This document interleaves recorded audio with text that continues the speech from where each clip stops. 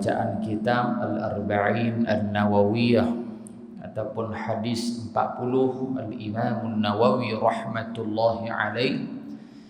Dan insyaAllah pada malam ini kita akan sambung pada hadis yang ke-20. Hadis yang ke-20. Bismillahirrahmanirrahim. An Abi Mas'ud Uqbah bin Amr al-Ansari al-Badri radhiyallahu anhu qala qala Rasulullah sallallahu alaihi wasallam inna mimma adraka an-nasu min kalamin nubuwwatil ula idza lam tastahi fasna' ma syi'ta Sadaqa Rasulullah sallallahu alaihi wasallam atau kama qala rawahu al-Bukhari rahmatullahi alaihi. Hadis yang kita baca pada malam ini diriwayatkan oleh seorang sahabat Nabi sallallahu alaihi wasallam. Nama dia Uqbah bin Amr bin Tha'labah al-Ansari al-Badri radhiyallahu ta'ala anhu wa ardah, yang mana sahabat ini daripada kalangan Ansar, maka dinisbahkan dengan Al-Ansari, orang Ansar, yakni asalnya Madinah Al-Munawwarah. Yang kedua, gelaran sahabat ini juga adalah Abu Mas'ud. Gelaran dia juga adalah Abu Mas'ud. Gelaran yang ketiga bagi beliau adalah Al-Badri. Maka yang masyhur disebutkan oleh ulama Abu Mas'ud Al-Badri. Bila kata Al-Badri nisbah kepada satu tempat, iaitulah Badar, tempat berlakunya peperangan Badar. Maka menjadi persoalan ataupun perbincangan dalam kalangan sahabat, adakah sahabat ini Abu Mas'ud ini dia menyertai peperangan Badar ataupun bagaimana? Maka disebutkan di dalam kitab-kitab yang mensyarahkan hadis ini, menyatakan bahawasanya satu pandangan mengatakan Abu Mas'ud rumah dia di kawasan Badar ataupun rumah dia di berdekatan dengan kawasan berlakunya peperangan Badar. Pandangan kedua mengatakan bahawasanya dia menyertai peperangan Badar. Dan pandangan yang ketiga menyatakan sahabat ini tidak menyertai peperangan Badar. Maka tiga pandangan ulama, semuanya ini disebutkan di dalam kitab-kitab hadis. Maka bagaimana kita nak pegang dengan tiga pandangan ini? Maka menurut apa yang kita belajar daripada guru kita, bahawasanya sahabat ini Abu Mas'ud dia tidak menyertai peperangan Badar, tetapi rumahnya berdekatan dengan Badar. Yang kedua, sahabat ini juga ulama menyatakan bahawasanya di antara sahabat yang menyertai dalam perjanjian Aqabah. Perjanjian Aqabah yang pertama, perjanjian Aqabah yang kedua.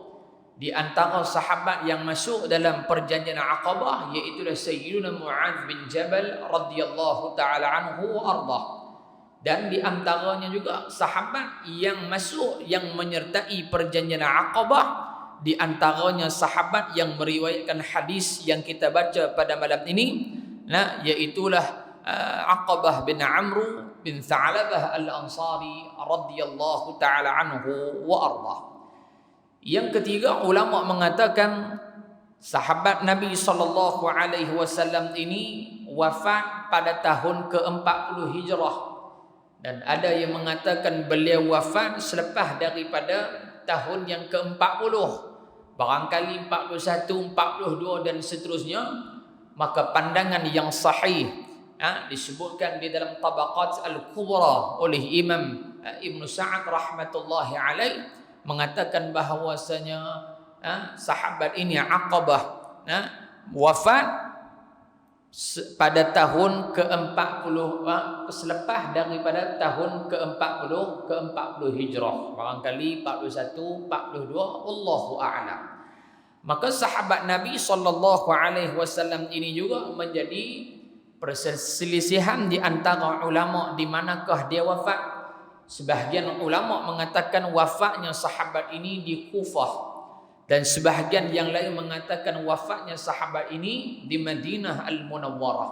Maka semua yang saya sebutkan ini, ibu-ibu dan ayah-ayah rahimakumullah, disebutkan juga di dalam kitab Al-Isabah fi Tamyiz Sahabah. Begitu juga di dalam kitab Tabaqat Al-Kubra karangan Al-Imam Ibn Sa'ad rahmatullah alaihim ajma'in. Maka Nabi SAW menyatakan, inna mimma adrakan nasu min kalamin nubuwatil ula. Baginda SAW menyatakan antara kata-kata ataupun wasiat nabi-nabi yang terdahulu. Nah, dalam hadis ni baginda nak menyatakan inna mimma adrakan nasu min kalamin nubuwatil ula. Nabi nak bagi tahu kat kita, wahai umat aku, ketahuilah di antara pesanan, di antara wasiat, di antara nasihat nabi-nabi yang terdahulu sebelum daripada aku. Mudah faham, Nabi SAW nak bagi tahu bahawasanya apa yang aku nak bagi tahu kat kamu ni adalah satu benda yang semenjak Adam alaihi salam sehinggalah aku hingga ke hari ini, benda ini dikekalkan oleh Allah Subhanahu wa taala. Maka di sini nak menunjukkan bahawasanya ibu-ibu, ayah-ayah yang dirahmati Allah, hadis ataupun nasihat, wasiat yang kita nak baca pada malam ini adalah bukan wasiat yang Nabi SAW saja pesan kat kita. Bahkan wasiat ini juga disebutkan, diulang-ulang oleh baginda Nabi Allah Adam, baginda Nabi Allah Idris, baginda Nabi Allah Nuh, sehinggalah kepada baginda Nabi Muhammad sallallahu alaihi wa ala alihi wa sahbihi wa baraka wasallam. Satu. Yang kedua, dalam hadis ini juga baginda sallallahu alaihi wasallam nak bagi tahu kat kita bahawasanya walaupun para nabi, para rasul alaihi wassalatu wassalam berbeza pada zaman mereka, berbeza pada zaman, berbeza pada pensyariatan, tetapi ada juga persamaan di antara para nabi, para rasul yang diutuskan oleh Allah Subhanahu wa taala. Barangkali syariat Nabi Allah Adam alaihi salam berbeza dengan nabi-nabi yang lain. Syariat Nabi Muhammad sallallahu alaihi wasallam sembahyang 5 waktu sehari semalam. Tapi syariat Nabi yang terdahulu, Nabi Allah Ibrahim alaihi salam 2 rakaat pagi, 2 rakaat petang. Beza tak? Beza. Ada perbezaan. Tetapi jangan kita lupa, di samping ada perbezaan, ada juga teras utama yang menjadi persamaan di antara para nabi dan juga para rasul alaihi wassalatu wassalam. Disebutkan oleh ulama ada 4 persamaan di antaranya lah. Di antara banyak-banyak persamaan antara nabi-nabi, rasul-rasul ini ada 4 di antaranya. Yang pertama kata ulama iaitulah apa dia? Iaitulah da'watul anbiya mundu Adam alaihi salam ila sayyidina Muhammadin sallallahu alaihi wasallam da'watun wahidah. Bahawasanya jalan dakwah, yakni dakwah yang disebarkan, yang diceritakan, yang diperintahkan oleh Allah Subhanahu wa taala mundu Adam, semenjak Adam alaihi salam. Bila mana Allah Subhanahu wa taala cipta Nabi Adam alaihi salam, dalam Quran Allah taala menyatakan wa idz qulna lil malaikati isjudu li Adam fasajadu illa iblis aba wastakbara wa kana minal kafirin. Semua para malaikat alaihi wassalatu wassalam sujud, yakni bukan sujud makna sembah macam Allah Subhanahu wa taala, yakni memberi penghormatan kepada Adam alaihi salatu wassalam. Illa, melainkan, membawa arti al-istisna, pengecualian, pengkhususan. Ada juga hak tak sujud siapa? Iblis aba wastakbara, yakni golongan iblis, syaitan, mereka ni tak ikut perintah Allah Subhanahu wa taala.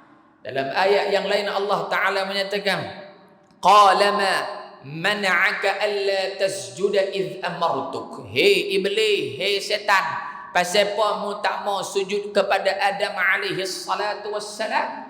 Maka mereka menyatakan, bagaimana kami nak sujud kepada Adam? Khalaqtahu min turab. Kamu menciptakan dia itu, yakni Adam daripada tanah. Sedangkan kamu mencipta kami minan nar daripada api. Takkan api nak pi tunduk, nak pi hormat kepada tanah. Maka dakwah Nabi Allah Adam, sehinggalah Nabi kita Muhammad sallallahu alaihi wasallam, yang pertama persamaan dia pada iaitulah da'watun wahidatun, dakwah menuju pada jalan yang satu, yakni mentauhidkan Allah Subhanahu wa taala. Nabi Adam alaihi salam mengajak kaum dia beriman kepada Allah. Nabi Allah Isa alaihi salam mengajak kaum dia beriman kepada Allah Subhanahu wa taala. Ada golongan yang mengatakan bahawasanya Nabi Allah Isa alaihi salatu wassalam mengajak kaum dia supaya sembah dia. Ada yang mengatakan bahawasanya Nabi Allah Yaqub ataupun nabi-nabi daripada kalangan Bani Israel mengajak kaum mereka supaya berpaling daripada Tuhan Muhammad sallallahu alaihi wasallam. Maka dalam Quran Allah Ta'ala menyatakan, am kuntum syuhada'a idh hadara Yaqub al-maut idh qala li banihi ma ta'buduna min ba'di. Qalu na'budu ilahaka wa ilaha abaika Ibrahim wa Ismail wa Ishaq ilahan wahida wa nahnu lahu muslimun.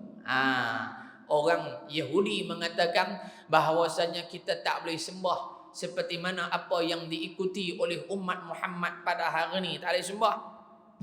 Bahkan bagi mereka orang Yahudi ada agama yang khusus bagi pok-pok Yahudi. Bagi orang Yahudi ni ada agama mereka, ada Tuhan asing. Maka dalam ayat ni Allah Ta'ala menyatakan, am kuntum syuhada'a idh hadara Yaqub al-maut idh qala li banihi ma ta'buduna min ba'di. Qalu na'budu ilahaka wa ilaha abaika Ibrahim wa Ismail Ishaq ilahan wahida wa nahnu lahu muslimun. Kamu tak tengok ke ketika mana Nabi Allah Yaqub nak wafat, dia pesan ke anak-anak dia, kamu jangan sembah melainkan Tuhan, yakni Allah Subhanahu wa taala. Qalu, berkata mereka, yakni keturunan Nabi Allah Yaqub alaihi salam, na'budu ilahaka, wahai Yaqub, wahai ayah, kami sembah Tuhan ayah.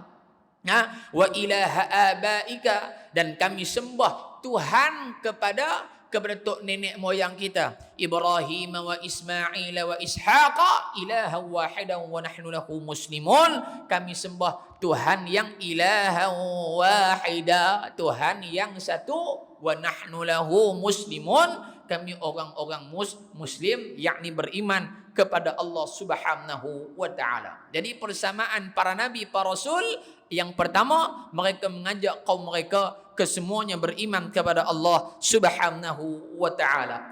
Di dalam satu hadis Nabi sallallahu alaihi wasallam diriwayatkan oleh Al-Imam Al-Bukhari rahmatullahi alaihi, baginda sallallahu alaihi wasallam menyatakan, al-anbiya'u ikhwatun li'allat ummahatuhum syatta wa dinuhum wahid. Bahawasanya para nabi, para rasul ini li'allat, seperti mana satu bapa, yakni punca hak tama sekali, sumber hak tama sekali dia bapa lah. Tak ada pak gena nak menak, kalau ada mak saja, pak tak ada pun payah juga. Nampak tak? Maka baginda menyatakan para nabi semua ni li'allat, sama bapa, yakni buat perumpamaan di sini, bukan betul sama bapa, perumpamaan sama bapa tani, makna dia agama mentauhidkan Allah Subhanahu wa taala, sama, tak ada beza pun. Ummahatuhum syatta, cuma beza mak saja lain-lain. Bagi contohlah, kita kata saya ada 4 mak, saya ni ada 4 mak, ni hak betul, bukan contoh, ni hak betul lah. Pak saya satu. Nah, hak usul saya ni berapa? Satu lah, Sabri bin Ma'arsyad. Tapi saya terbit mai kut cabang lain, saya mai kut kelang hak mak satu. Adik saya hak nombor 4 sampai nombor 6 kelang nombor 2. Kan? Begitulah seterusnya. Usulnya sama ada. Usul pokok pangkal dia bapa hak sama. Tapi daripada susur galur yang berbeza. Hak ni mak 1, ni mak 2, ni mak 3, ni mak 4. Begitulah baginda nak gambarkan para nabi ni seolah-olah satu bapa walaupun berbeza syariat mereka. Nabi Muhammad syariat dia, Nabi sekian syariat dia, Nabi sekian syariat dia. Tetapi wadinuhum wahid, agama mereka, tauhid mereka, kepercayaan mereka satu, yakni Allah Subhanahu wa taala. Ni persamaan yang pertama. Cara ringkas maklum. Persamaan yang kedua. Kan, tak boleh lama-lama. SOP.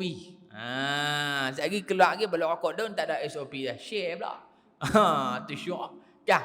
Nombor 2, persamaan antara para nabi, para rasul alaihi wassalatu wassalam, iaitulah ta'atur rusul. Apa makna ta'atur rusul? Semua para nabi, para rasul berdakwah kepada kita, berdakwah kepada kaum-kaum mereka, dan menjadi kewajipan kepada kaum mereka untuk terima dan guna pakai apa yang telah disampaikan oleh para nabi dan juga para rasul alaihi wassalatu wassalam. Tak boleh bangkang. Tak boleh bangkang. Saya rasa tak apa nak sesuai ya. Saya rasa semayang ni tak boleh 3, kena buat 2 rakaat setengah ya. Apatah lagi ragu-ragu dengan syariat, dengan agama yang dibawa oleh para nabi termasuklah Nabi Muhammad, maka boleh jatuh kufur. Dalil Allah Subhanahu wa taala menyatakan di dalam surah An-Nisa ayat 64, "Wa ma arsalnaka mir rasulin illa liyuta'a bi idznillah." Wahai Muhammad, tidaklah kami utuskan kamu daripada kalangan rasul, tidak lain dan tidak bukan adalah mengajak kaum kamu taat kepada perintah Tuhan mereka dan taat kepada perintah rasul mereka, yakni Nabi kita Muhammad sallallahu alaihi wa ala alihi wasahbihi wa baraka wasallam. Yang ketiga, persamaan dia apa dia? At-taqwa. Para nabi, para rasul semua ajak kaum mereka bertakwa kepada Allah Subhanahu wa taala. Apa makna at-taqwa? Ataupun ulama mengatakan ai kathir mulazamatuha bi a'malil khairi. Makna kata takwa ni dia, para nabi, para rasul mengajak kaum mereka agar bermulazamah, istiqamah dalam melakukan kebaikan dan ketaatan kepada Allah Subhanahu wa taala. Di dalam Quran surah An-Nisa ayat 131, walaqad wassayna alladhina utul kitaba min qablikum wa iyyakum an ittaqullah. Dan sesungguhnya wahai Muhammad sallallahu alaihi wasallam, wassayna, kami telah wasiatkan. Kami telah wasiatkan. Wassayna kami. Dia kata Allah Taala ramai ke? Pening kepala. Allah Taala ramai ke dah? Dia kata wassayna. Kami na tu membawa arti nahnu, kami ramai. Maka di sini dia panggil apa? Nak menunjukkan mubalaghah, ketinggian bahasa Allah Subhanahu wa taala. Kami makna dia bukan makna ramai. Tetapi kami di sini makna dia Allah Taala nak merujuk kepada kekuasaan kami yang agung. Sebab tu dalam bahasa Arab, kalau kita jumpa, kita duk mengaji bahasa Arab kan. Dhamir, kita cakap dengan kawan kita, kaifa haluka? Ka tu kamu lelaki seorang lah. Kan, kaifa haluka, apa khabar kamu? Betul kata betul? Betul, memang betul pasal dia seorang. Tapi kalau jumpa seorang, kita pergi kata kaifa halukum, apa khabar kamu semua? Adakah membawa erti kita cakap lebih daripada seorang? Tak. Membawa erti kita ni memuliakan dia, digunakan dengan lafaz ramai. Jadi Allah Taala sebut dalam Quran kami bukan makna Allah ramai, tetapi membawa erti Allah Subhanahu wa taala kekuasaannya maha agung dan maha mulia. Walaqad wassayna alladhina utul kitaba min qablikum wa iyyakum an taqullah.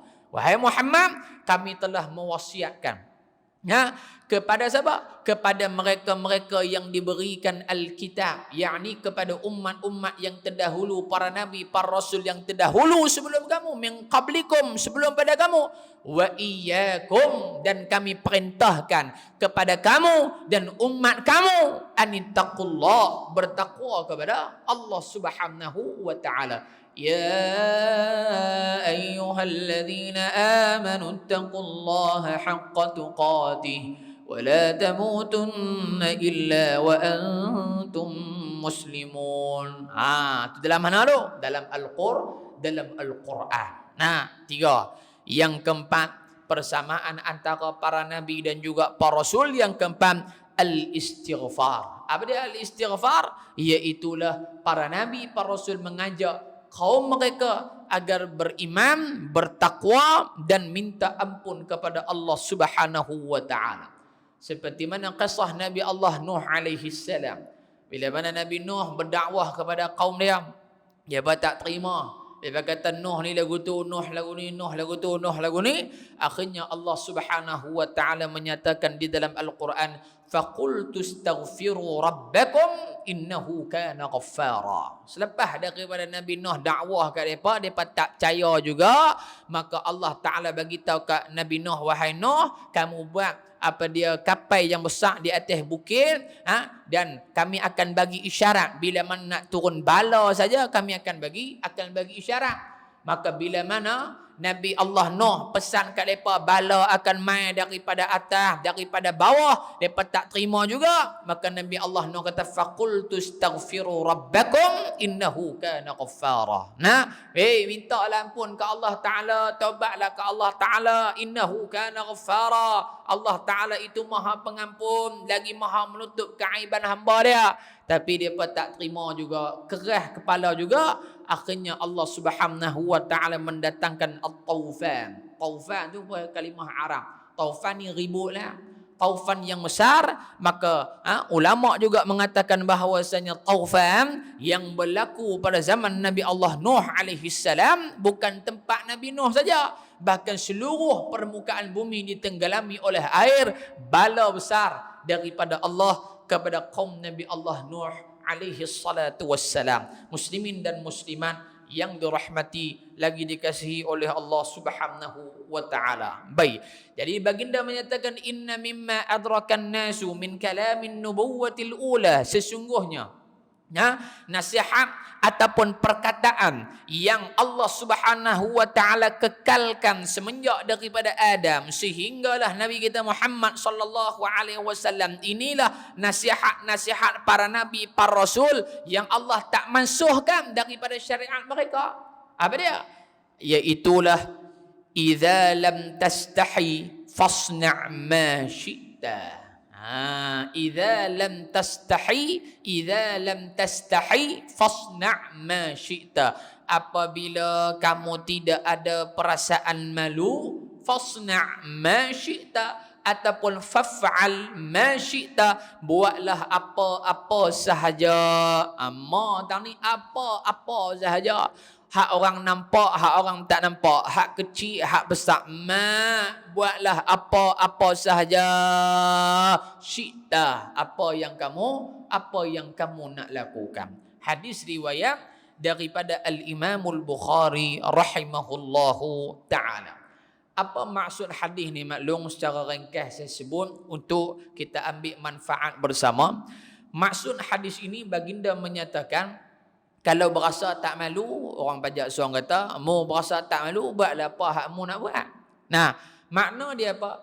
Di dalam hadis ini bukanlah dalil ataupun suruhan daripada baginda sallallahu alaihi wasallam, mu berasa nak buat baik, mu buat, mu berasa nak buat jahat, mu buatlah. Bukan makna dia lagu tu.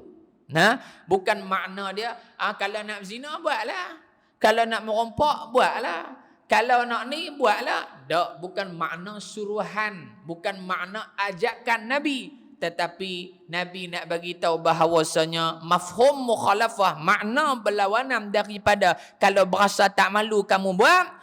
Nabi nak kata kat kita, ketahuilah setiap benda yang kamu lakukan di atas muka bumi Allah Subhanahu wa taala, pasti akan dibalas oleh Allah Subhanahu wa taala. Mau buat hak baik pun Allah taala balas, mau buat hak tak baik pun Allah taala balas. Mau buat hak orang puji pun Allah balas, mau buat hak orang keji pun Allah balas. Mau buat hak orang nampak Allah balas, mau buat hak orang tak nampak Allah taala balas. Dalil dia dalam surah Al-Zalzalah.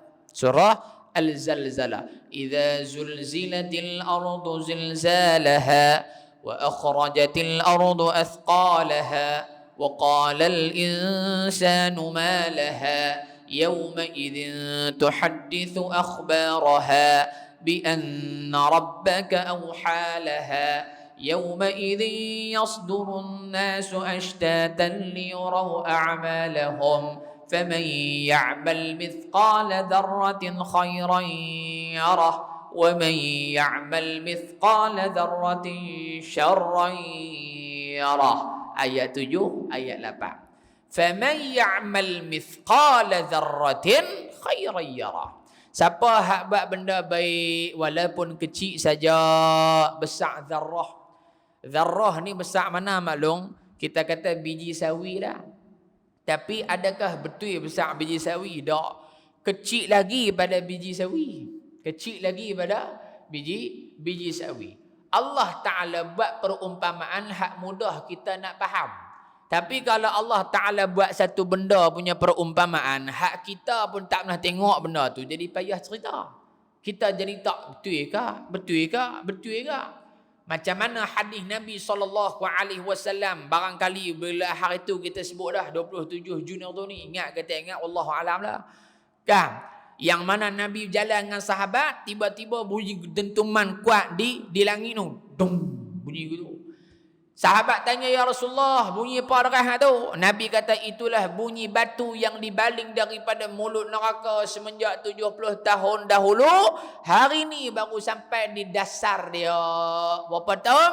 70 tahun. Ayah-ayah, ada tak sahabat kita yang bila mana meninggal, tak tukang gali liang, dia korek lubang kubur kawan kita hak mati tu 70 tahun punya tempoh. Ada? Tak ada. Silap-silap hak tukang korek liang tu padam dengan liang-liang tu ya. Faham tak balu? 70 tahun ada tak lubang hak dalam 70 tahun? Ada tak balu? Tak ada. Tapi 70 tahun tu maklum boleh dapat tangkap dah angka dah. Jangan tikam lah habaq ya. 70 tahun tu angka dah 70 tahun ni satu tempoh yang lama. Tapi bila kita nak relate balik, ada ke tak ada lubang hak orang korek atas muka bumi ataupun telaga sedalam 70 tahun punya baling batu baru sampai? Tak ada. Jadi jawapan dia Nabi nak abang kat kita, dalam mana neraka? Dalam sungguh. Dalam mana? Tak tahu nak abang dalam mana. Pasal apa? 70 tahun punya dalam. Faham ke tak dia maklum? Maklum, faham ke tak? Faham. Alhamdulillah. Tanya Pak Long, dia henguk sedia. Tanya Pak Long pula. Nampak tak? Maka Nabi SAW, Allah Ta'ala sebut juga dalam Quran, sebesar zarrah biji sawi. Makna dia, kecil punya baik pun Allah Ta'ala kira. Wa man ya'mal mithqala dzarratin khairan yarah. Dan bukan takat hak baik, hak buruk kamu buat pun kami akan kira walaupun sebesar zarrah. Dalam satu hadis Nabi SAW, ibu-ibu boleh rujuk dalam kitab Tadzibul Atraful Ahadith jilid hak pertama.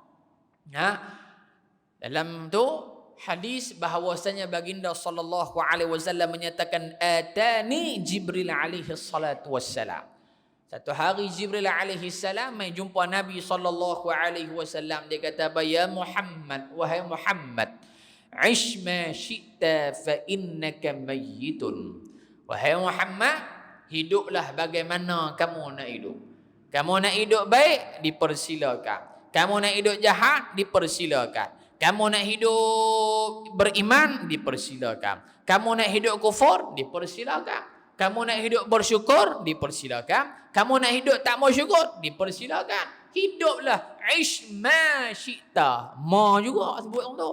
Mau hiduplah gena pun mau nak hidup.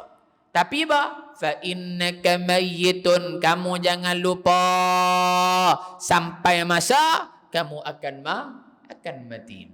wa'mal ma syi'ta fa innaka majziyun bih. Wahai Muhammad, buatlah apa. Banyak apa nak buat ni. Nak buat baik sila, nak buat jahat sila, nak semayang silakan, nak baca Quran silakan, nak zikir silakan, tak mau bagi orang main mengaji silakan, nak tutup masjid silalah, nak buat apa pun. Fa innaka majziyun bih. Hak kamu buat itu akan majziyun bih, akan dibalas oleh Allah Subhanahu wa taala. Jangan lupa. Wahbib ma syi'ta fa innaka mufariquh. Mu cintalah kat siapa pun mu nak cinta. Mu nak cinta kat ayah, mu nak cinta kat ni, mu nak cinta kat bini, cinta kat anak, mak mentua, pak mentua, cinta kat kereta, cinta kat motor, cintalah apa pun mu nak cinta. Tapi jangan lupa, fa innaka mufariquh, sampai satu masa kamu akan berpisah dengannya. 3 wasiat Jibril ni tiap-tiap hari kita tengok depan mata kita. Tu ya. Ada tak kawan kita hak dulu pasal haji yang duk main mengaji dengan kita tu, duk ujung pakai baju putih semua tu kan, meninggal kan, hak janggut panjang tu. Tu ya, ada ujung tu. Tak kira kita hari tunjuk aku bah, dak bukan Pak Long. Dia selalu kalau sembahyang Jumaat dia duk ujung tu. Nama apa saya tak tahu. Tapi kalau kuliah Maghrib dia ada. Tahun lepas kot meninggal kalau tak silap dia. Dia pakai serban, pakai nak baca orang tabligh juga. Meninggal. Hidup tak sembahyang enggak dengan kita ni, tapi mati dah. Mati dah. Nah, wa'mal ma syi'ta fa innaka majziyun bih. Mu buatlah apa pun nanti mu kena balas apa hak mu buat. Ada kawan kita hak mati baik, ada kawan kita yang mati sebaliknya, na'udzubillah. Waktu nak mati tu pun Allah Taala balas siap dah husnul khatimah ataupun su'ul khatimah, na'udzubillah. Nah, wahbib ma syi'ta fa innaka mufariquh. Mu sayanglah siapa pun, tetapi kamu tetap akan berpisah. Tak payah kata kita, Nabi Muhammad sayang tak dekat Sayyidatuna Khadijah? Sayang, sungguh-sungguh, pisah juga. Sahabat sayang dekat Nabi, sayang sampai sanggup gadai nyawa habis semua, pisah juga dengan Nabi. Isteri, ibu-ibu di belakang sana barangkali suami kita dulu duduk dengan kita, sayang dah, sayanglah ustaz oi, tapi tekoh-tekoh tu bergaduh juga, tua-tua ni biasalah, meninggal dah, meninggal. Ayah sayang dah kat bekas isteri, sayang ustaz oi, tapi lah ni tak apa kalut pasal nikah pula dah seorang lagi. Tapi cerita dia sayang ke tak? Cerita dia sayang saja, tambah hujan-hujan gitulah. Dia bukan beli street sangat tak kira dengan tu. Kan habaq menikah dua dia celik menikah dua okeylah tu. Kan? Baik. Jadi dia Nabi SAW bagi tahu kat kita, idza lam tastahi fasna' ma syi'ta. Kalau mu berasa tak malu, mu buatlah apa pun yang kamu nak buat, membawa erti pada dia. Bukan kalau nak buat maksiat, buat. Tak. Nabi nak bagi tahu, mu buat, mu akan dipertanggungjawabkan dengan apa yang kamu buat. Satu. Yang kedua, hadis ini juga merupakan tanda bahawa seseorang itu dapat mengekang diri dia daripada melakukan maksiat kepada Allah Subhanahu wa taala dengan cara adanya sifat malu. Maklum sifat malu ni ulama sebut ada dua jenis. Hak pertama sifat malu, hak memang ada kat diri dia ni, malu sungguh-sungguh. Contoh macam Nabi SAW, malu sungguh Nabi lebih daripada anak dara. Ni dalam hadis sebut dalam Syama'il Muhammadiyah. Sahabat Nabi Sayyidina Uthman bin Affan radhiyallahu taala anhu wa ardah, malu sungguh-sungguh. Malu sungguh-sungguh. Nah, sehingga kan disyarahkan oleh guru kita, Sayyidina Uthman bila dia keluar bilik ayam, dia buat apa maklum? Dia akan istighfar. Astaghfirullahalazim, astaghfirullahalazim, astaghfirullahalazim, astaghfirullahalazim. Pasal apa? Pasal walaupun dalam tandas tu bukan ada siapa pun, dia seorang ya, tapi dia tahu yang tengok dia ni siapa? Allah Subhanahu wa taala. Kita agak-agak biasa ada keluar istighfar, barangkali biasa. Tapi kalau setiap kali keluar memang payahlah nak sebut. Melainkan apa? Lega keluar habis terkejut. Hak tu lah. Dak pun alhamdulillahillazi adhaba 'anil adha wa 'afani. Habis dekat tu ya. Pasal apa? Pasal Malu tak? Malu ada. Ada malu tu. Tapi nak habaq kata sahabat Nabi Sayyidina Osman punya malu sampai tahap tu. Pasal apa? Dia malu Allah Ta'ala duk tengok barang kali dia duk basuh kemaluan dia. Kita kata nak malu apa? Hak aku punya, aku suka nak jentik ramai apa pun. Hak aku punya. Duk dalam tandas. Bukan orang tengok aku. Tapi Sayyidina Osman, dia punya pandangan dia lebih daripada pandangan manusia. Subhanallah. Sayyidina Osman satu hari, subhanallah, tabarakallah. Nabi SAW bila duduk dengan para sahabat, Nabi duduk macam ni maklum. Saya tunjuk contoh lah. Nabi duduk macam ni. Nampak betih Nabi. Sehari hak tengok lah, apa kata ustaz apa yang kat kaki. Dengar aku cerita lagi habis tu. Kan? Nabi duduk macam ni. Sebab Nabi bila sahabat mai, antara duduk Nabi macam ni. Nabi punya style Nabi duduk. Baik. Sayyidina Abu Bakar masuk, betih Nabi nampak. Segak betih Nabi, jangan bayang betih Nabi macam betih kita nak. Duduk macam ni. Masuk Sayyidina Abu Bakar, masuk Sayyidina Umar, Nabi masuk tanya, lepas tu keluar. Masuk tanya, keluar. Masuk Sayyidina Osman, Nabi buat turun. Tutup balik. Bila mana tutup, para sahabat tanya, ya Rasulullah, pasal apa Sayyidina Osman masuk kamu tutup, kami masuk kamu tak tutup? Nabi SAW menyatakan, sesungguhnya aku ni rahmat daripada Allah menyelesaikan masalah para sahabat dan umat aku. Bila sekiranya Sayyidina Osman masuk, sedangkan dia seorang pemalu, dia masuk nampak betih aku, nescaya aku tak boleh selesaikan masalah Osman bin Affan. Maka sebab tu aku tutup betih aku, meraihkan sifat malu yang ada pada Osman bin Affan radhiyallahu taala anhu wa ardah. Ada tak lagu tu? Lah ni tak ada, duduk selok angkat terus biar nampak lagi bagus. Halah ni. Tapi bukan di Malaysia, Afrika Selatan. Nampak dah malum? Ini kedua sifat malu. Nabi nak abang kita bahawasanya boleh mengekang diri seseorang daripada melakukan maksiat kepada Allah Subhanahu wa taala. Dalam satu riwayat daripada sahabat Nabi Abdullah bin Amr bin Al-As radhiyallahu taala anhum ajma'in, beliau mengatakan bahawasanya apabila Allah Subhanahu wa taala benci akan seseorang hamba, maka akan dicabut sifat malu daripada diri dia. Bila cabut malu ni ayah, cabut malu ya, tak payah cabut lain. Cabut malu ya. Cabut malu, penghujung dia apa dia? Dalam riwayat daripada Salman Al-Farisi, permulaan cabut sifat malu, akhirnya sebelum mati dicabut iman daripada tengkok dia, yakni akhirnya mati kufur pada Allah Subhanahu wa taala. Pasal apa? Malunya tak ada.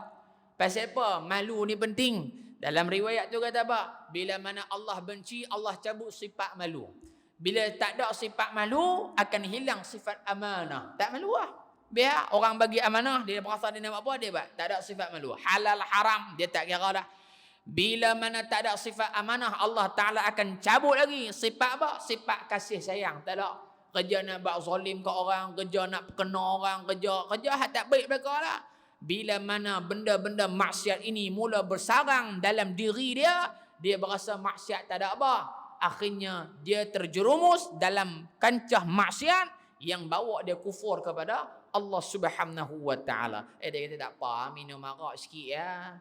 Jepun minum maju je pun, takkan kita minum sikit tak maju. Ni keluar mai pula hari ni. Satu orang hamba Allah, dia kata dia pertikai tindakan Jabatan Agama Wilayah tak silap saya, yang pitangkap orang duk berzina. La haula wala quwwata illa billah. Dia duk tikai, dia kata patut tak boleh buat benda-benda lagu tu. Yang ni kebebasan hak asasi manusia. Kau suka orang lah nak buat apa pun. Maka yang bercakap itu orang Islam. Tapi sekiranya dia menghalalkan apa yang Allah Ta'ala haram, ketika itu jumhur mengatakan jatuh kufur kepada Allah, murtad, na'udzubillah. Faham belum? Pasal apa? Tak ada sifat malu. Na'udzubillahi min zalik. Yang ketiga daripada hadis ni maklum, nak abang kat kita bahawasanya apakah makna lain yang dimaksudkan dengan malu. Nak habis ya. Ada 4 poin ya. Apa yang dimaksudkan dengan malu ni yang kita boleh buat tiap-tiap hari ni? Disebutkan daripada Ibnu Mas'ud radhiyallahu anhu. Ibnu Mas'ud mengatakan al-istihya'u minallahi ta'ala. Yang dimaksudkan dengan malu itu pada an tahfazar ra'sa wa ma wa'a. Kamu jaga kepala dan perkara-perkara yang berada di dalamnya. Makna apa kepala dan benda-benda berkaitan dengannya? Kepala ni kepala, tidak maklum. Ni kan? Cukok kepala. Cukok kepala. Adakah betul cukok kepala atau cukok rambut? Cukok rambut. Tak panggil cukok kepala. Tapi pasal apa sebut cukok kepala? Saya nak buat cukok kepala anak saya lah. Oh, itu kejut kita. Biar betul. Dah cukok rambut. Sebab apa dia kata cukok kepala? Pasal kepala rambut duduk dalam kepala. Kawasan kepala. Dari bahasanya kepala ni semua. Apa dia? Mulut, hidung, telinga, mata, gigi. Lagalah makneka tu rambut ni kepala. Ibnu Mas'ud kata yang dimaksudkan dengan malu hak pertama dia jaga kepala dan anggota yang ada di kepala daripada benda yang haram. Mata dia tak tengok benda haram, telinga tak dengar benda haram, dan mulut tak cakap benda haram, benda-benda hak merepek dan sebagainya. Nah, mulut tak buat masuk benda haram, maka ini pertama yang dimaksudkan dengan malu. Satu. Yang kedua, wal batnu wa ma hawa. Dan maksud malu juga yang kedua dia kata apa? Menjaga perut dan benda yang dikandungnya. Bukan baby nah. Kandung tang ni makna wa ma hawa, yakni dia bila mana kita makan, jaga perut daripada makan benda haram, masuk benda haram, dan benda yang menyebabkan menjadinya tubuh badan ni dia hati. Idza salahal jasadu kulluh wa idza fasadal jasadu kulluh ala wahyal qalb. Nabi kata, kalau baik, kalau buruk, maka itu adalah hati manusia. Bila makan dia akan jadi darah daging. Perut jaga daripada benda haram. Wa an tadhkural mauta wal bila. Dan makna ketiga juga kata Ibnu Mas'ud yang kata malu dia sentiasa ingat pada kematian dan sentiasa ingat wal bila, lepas mati tubuh badan akan reput. Nah, ghalib biasanya mati reput nah. Tapi sekiranya Allah Ta'ala pelihara tubuh badan kita tak reput macam mana kita hidup, itu satu anugerah daripada Allah Subhanahu wa Ta'ala.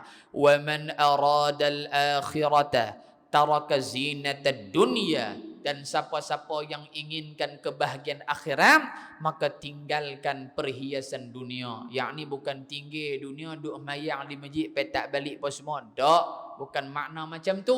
Ambil dunia dan guna pada jalan akhirat. Tu makna dia.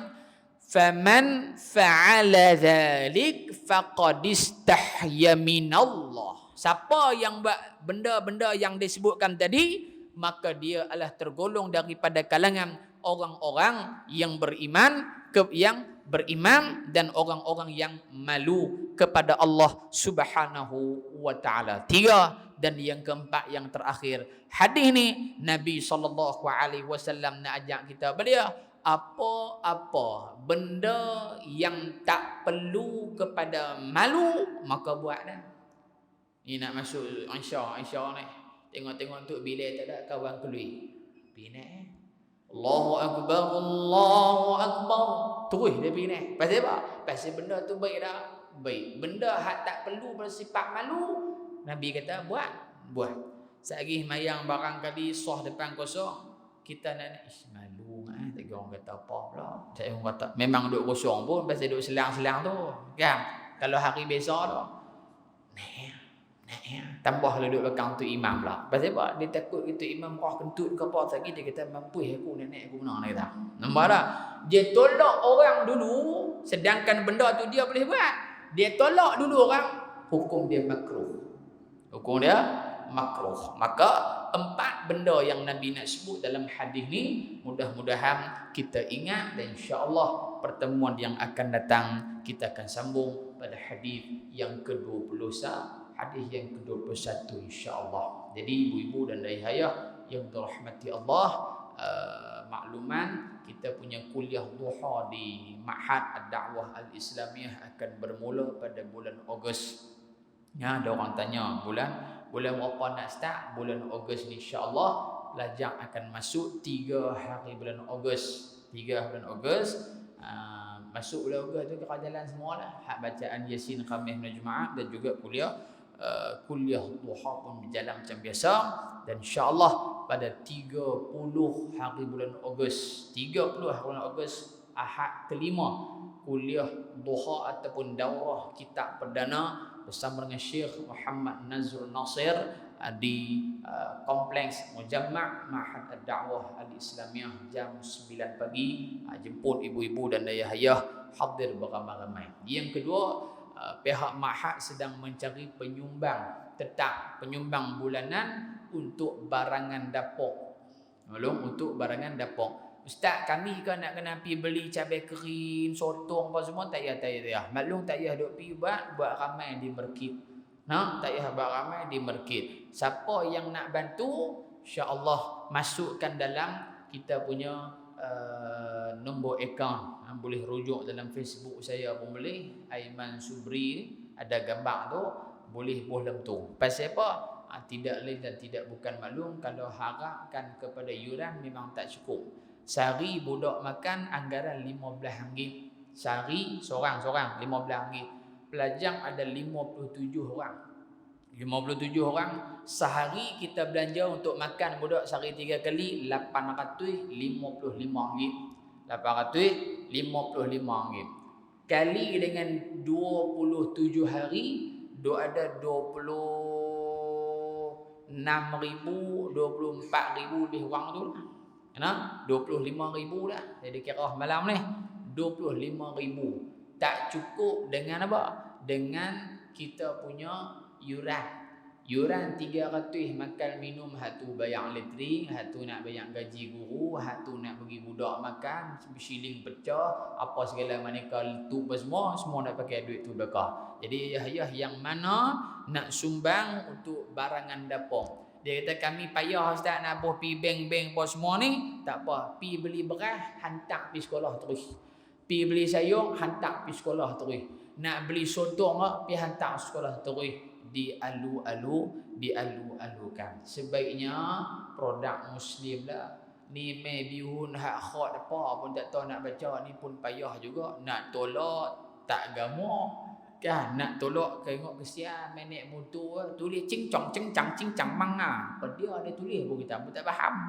Bagi hak orang Islamnya pi beli di Ikhwan Lahak Yue berkenjah ada mi hak orang Melayu hak depa buat toko segala maneka ada tolong pakat kita bantu, bukan kita punya pondok sajalah, semua pondok lah, pondok Tungguru, Baba Ridwaddin, pondok Ihya Ulumuddin Mengkuang pun sama, boleh kita bagi. Pondok Ustaz Allah Khairi Paksi dipersilakan, Pondok Ustaz Ani Arun Darul Hadis dipersilakan, Ustaz Zamri Hashim di Penaga dipersilakan, Tuan Guru Haji Wahab di Padang Cepedak dipersilakan. Banyak benda-benda baik yang kita boleh buat. Fa innaka majziyun bih, akan dibalas oleh Allah Subhanahu wa taala. Wallahu a'lam bis-shawab. Bismillahirrahmanirrahim. Alhamdulillahirabbil alamin. Wassalatu wassalamu ala Rasulillahil amin wa ala alihi wa sahbihi ajma'in. Allahumma ja'alna min ahli syafa'ati nabiyyika Muhammadin sallallahu alaihi wasallam. Rabbana atina fid dunya hasanah wa fil akhirati hasanatan wa qina adzaban nar. وصلى الله على سيدنا محمد والحمد لله رب العالمين. تقبل الله منكم والسلام عليكم ورحمة الله وبركاته.